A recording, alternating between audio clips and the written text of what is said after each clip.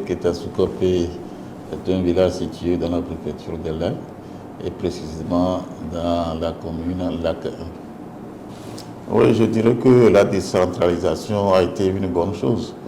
Moi-même, je dirais, mais pourquoi ne pas le faire aussi très tôt? Donc, surtout quand je prends la commune Lac 1, que dirige M. Akeriboro Alexis, on voit que beaucoup de choses bougent. Et M. Akeriboro fait beaucoup de travaux là-bas. Et je vois que la population aussi est très satisfaite. Parce que vous voyez des marchés qui sont créés ici, des marchés qui sont créés par là, les routes qui sont toujours bien tracées. Et même en ce moment où nous parlons, il y a la commune qui est en train de doter chaque village de l'eau potable. Et vous savez qu'avant ça existait, mais ça a été suspendu il y a très longtemps. Maintenant, la commune est en train de faire ça dans chaque village. Donc, ce qui va faire que la population serait très rapprochée de l'eau courante qui est très nécessaire pour la survie. Dans quelques mois, il y aura les élections dans notre pays. C'est pourquoi notre 17e édition du tournoi de réconciliation, nous l'avons placé sur le thème réconciliation et sécurité.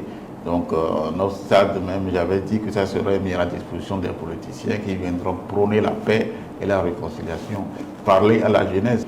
Donc, nous devons vraiment éviter que les élections soient des occasions de vivre ensemble, de vivre en paix, et que, bon, quand les gens vont se sentir lésés, bon, il y a les mécanismes qui sont mis en place pour aller se plaindre là-bas. Ce n'est pas à nous, les populations, de se faire tuer entre nous-mêmes. Donc je dirais que nous allons sensibiliser les gens sur la paix et pour que les élections soient vraiment un moment de joie et non de guerre. Sachant que le football est un élément fédérateur, je me suis donc basé sur ça pour pouvoir réconcilier la population. C'est de là que petit à petit nous avons commencé en 2006 avec 4 clubs. Et ensuite, c'est 8, c'est 12, c'est 16. Et aujourd'hui, nous sommes à 72 clubs qui ont démarré cette compétition le week-end passé, c'est-à-dire le 13 janvier passé. Donc, de plus en plus, nous avons constaté que les gens ont pris goût à ce tournoi.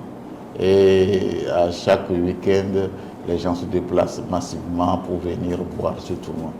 Et aussi les clubs qui avaient commencé par le canton de Gligy, mais aujourd'hui, les clubs viennent de partout, même à l'extérieur du Togo. Je veux parler du Bénin, où les clubs viennent de Bénin pour pouvoir jouer là-bas. C'est pourquoi il faut remercier aussi la politique de paix et de sécurité du président de la République. Sans ça, les gens ne peuvent pas quitter un autre pays pour venir jouer un tournoi ici. Donc je salue en passant le président de la République pour cette politique de paix et de sécurité. Ça, c'est une très bonne politique de paix et de sécurité que le chef de l'État est en train de faire sur le continent africain en général et particulièrement dans notre sous-région. Je dirais même qu'il est en train d'aboîter le pas à son feu président, le président Eyadema, qui disait que si la case de ton prochain brûle, il faut l'aider à éteindre le feu, sinon le feu va se propager jusqu'à toi. Donc je salue vraiment cette action, c'est un leadership que le président Faure est en train de faire. Donc nous devons vraiment le soutenir, rester derrière lui pour que cette politique arrive vraiment à une très bonne solution. Déjà la fois passée, on a entendu que le fils du président Bazoum a été libéré grâce à sa médiation. Donc je dirais que le président est sur une bonne voie. Nous devons l'accompagner pour que tout soit vraiment parfait dans notre sous-région.